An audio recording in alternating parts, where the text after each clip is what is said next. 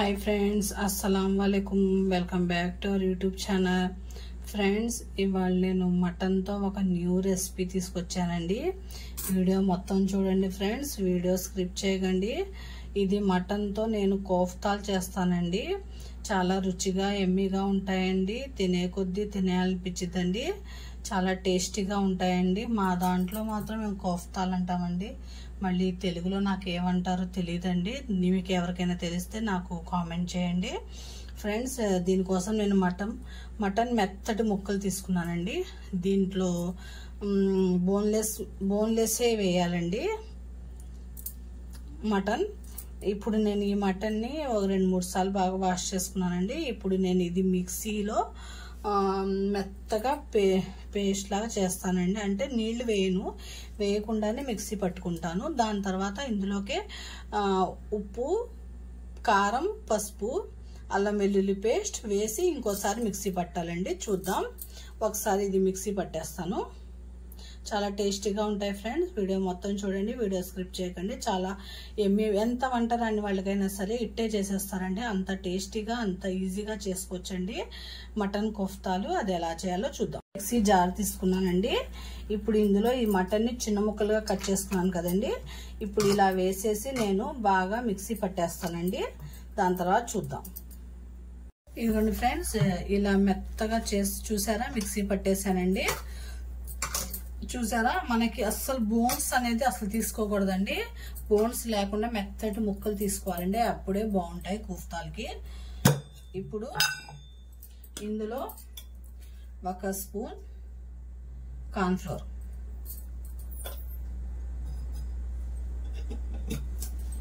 1 spoon, 2 spoons ఏమో శనగపిండి, 2 spoons వేసుకోండి. ఇందులోకి దీనికి సరిపడా సాల్ట్ వేసుకోండి. మనం చాలా స్లో మంట మీద ఫ్రై చేసుకోవాలండి. కారం,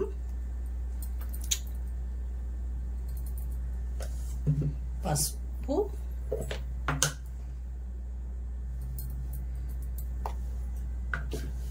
అల్లం వెల్లుల్లి పేస్ట్,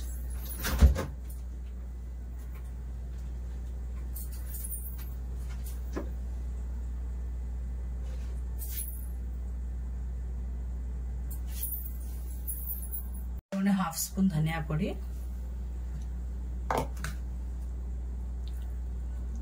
ఇదిగోండి కొద్దిగా అల్లం వెల్లుల్లి పేస్ట్ చాలు.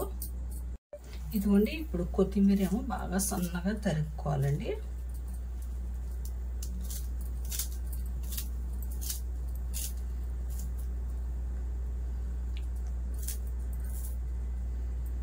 ఎంత సన్నగా అయితే అంత సన్నగా తరుక్కోండి. ఇప్పుడు బాగా కలపండి, మొత్తం కలిసేలాగా. చూసారా, ఇలా కలిపేసి ఒక అరగంట పెట్టేద్దాం. పెట్టేసి అప్పుడు మనం చిన్న చిన్న కోఫ్తాల్లాగా వేసుకుందాం. బాగుంటాయి కోఫ్తాస్, చాలా బాగుంటాయండి మటన్ కోఫ్తాస్. తినే కొద్దీ తినాలనిపించిందండి, అంత టేస్టీగా ఉండిద్ది. సూపర్గా ఉండిద్దండి. మనం కలపడంలో ఉండిద్దండి. కానీ ఇది మటన్ కదండి, లోపల కుక్ అవ్వదు. మనం సిమ్ మీద పెట్టి కుక్ చేసుకోవాలి. మనం అస్సలు బోన్ అనేది మనం యూజ్ చేయకూడదండి. బోన్ లేకుండా మనం మెత్తటి ముక్కలు ఉంటాయి కదా, అవి తీసుకోవాలి. ఇదిగోండి, ఇది ఇలా కలిపాను కదా నేను. ఒక అరగంట ఇలా పెట్టేస్తాను నేను. పెట్టేసి అప్పుడు ఫ్రై చేసుకుందాం ఫ్రెండ్స్. ఇలాగా చేసి చిన్న చిన్న ఉండలుగా చేసి ఇలా వేసుకోవాలి. కోఫ్తాస్ రుచిగా ఉంటాయండి, చాలా టేస్టీగా ఉంటాయి. ఇది సిమ్ మీద పెట్టుకోవాలండి. ఎంత సిమ్ మీద పెట్టుకుంటే మీరు అంత బాగుంటాయి. ఎందుకంటే మటన్ కదా, లోపల నుండి కుక్ అవ్వాలి కదా.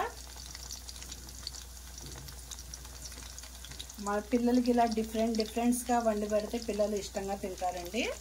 చూసారా, ఇలా నేను ఒక 5 మినిట్స్ పెట్టేస్తాను స్విమ్ మీద. తర్వాత ఇంకో వైపు తిప్పుకుంటానండి. ఎంత పల్చగా వస్తే అంత పల్చగా చేసుకోండి, ఎందుకంటే బాగుంటాయి మనకి. పల్చగా ఉంటేనే బాగుంటాయి కోఫ్తాస్. ఇదిగోండి ఇలా ఒకవైపు బాగా అయిన తర్వాత రెండో వైపు తిప్పుకోవాలండి.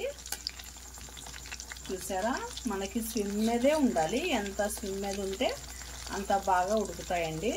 లోపల నుండి ఉడకాలి కదా. చూసారా, ఇలా పెట్టేద్దాం ఒక 5 మినిట్స్. ఇంకో వైపు కూడా తిప్పుకున్నానండి. ఇది కూడా బాగా కొద్దిగా ఫ్రై అవ్వాలి. ఫ్రై అయిన తర్వాత అప్పుడు మనం ఒక 5 మినిట్స్ తర్వాత ఫుల్ చేసుకుందాం. చాలా బాగుంటాయండి, రుచిగా ఉండిద్ది, తినే కొద్ది తినాలనిపించిందండి, అంత టేస్టీగా ఉండిద్ది. ఇది మటన్ కోఫ్తాస్ అండి.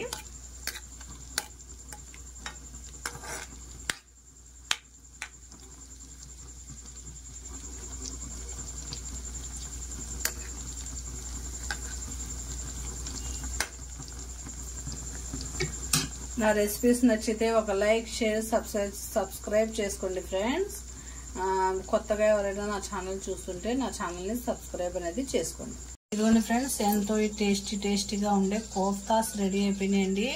ఎంతో ఎమ్మీగా ఉంటాయండి, ఎంతో టేస్టీగా ఉంటాయండి. తినే కొద్దీ తినాలనిపించిందండి, అంత టేస్టీగా ఉంటాయి ఫ్రెండ్స్.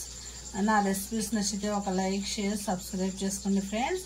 ఇది ఎప్పుడైనా సరే మనం స్లో మంట మీదే ఉడకాలండి, ఎందుకంటే ఇది మటన్ కదా. ఎంత మనం మిక్సీలో కొట్టినా సరే అది స్లో మంట మీద ఉడికితే లోపల నుండి ఉడికిద్దండి. చాలా బాగుంటాయి కోఫ్తాస్ అనేది. మనకి క్రంచీగా వస్తాయి, బాగా సాఫ్ట్గా కాకుండా చాలా బాగుంటాయి. నా రెసిపీస్ నచ్చితే ఒక లైక్, షేర్, సబ్స్క్రైబ్ చేసుకోండి ఫ్రెండ్స్. ఇంకెవరైనా కొత్తగా నా ఛానల్ చూస్తుంటే వాళ్ళు నా ఛానల్ని సబ్స్క్రైబ్ చేసుకోండి. అంతే ఫ్రెండ్స్, అల్లా హాఫీజ్.